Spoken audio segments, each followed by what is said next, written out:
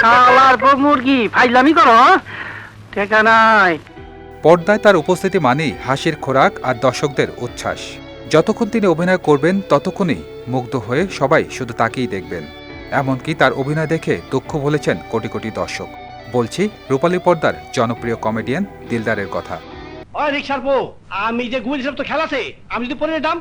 Comedian হিসেবে বাংলা চলচ্চিত্রে তিনি ছিলেন তুমুল জনপ্রিয়। তার অভিনয় এতটাই উপভোগ করতেন দর্শক, কেউ কাউকে হাসালেই তাকে দেয়া হতো দিলদার উপাধি। শালার পুতে তো টাউট, আমার যেই খাওয়ান খাওয়াইতাছে আল্লাহ জানি কি হয়।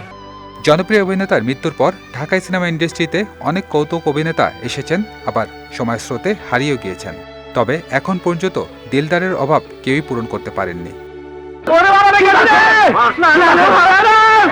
2003 সালে 58 বছর বয়সে না ফেরার দেশে পাড়ি জমান সকলের প্রিয় এই চলচ্চিত্র অভিনেতা। কিন্তু এত বছর পরেও দর্শকদের মনে তিনি অমলিন।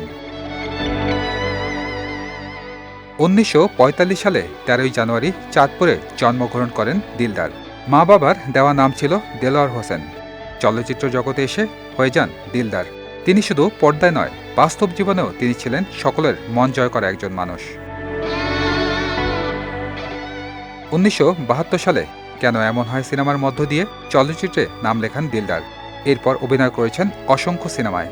4 দশকের কম সময়ে তিনি অভিনয় করেন 500-এরও বেশি চলচ্চিত্রে। তোমার জুতা কই, জামা কই?